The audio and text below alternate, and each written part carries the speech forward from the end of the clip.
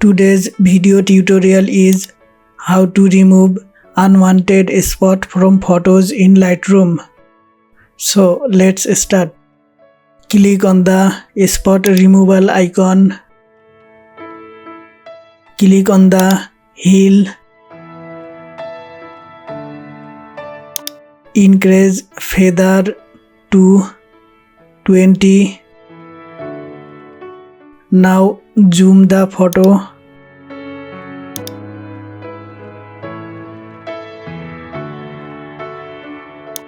Brush on the spot.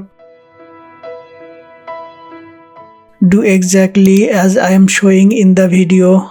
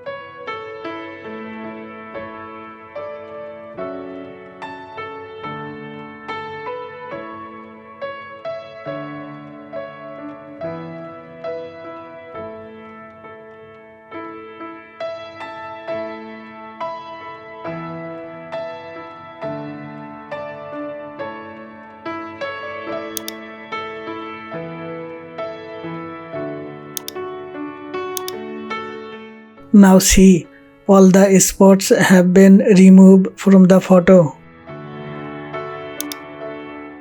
Thanks for watching the video.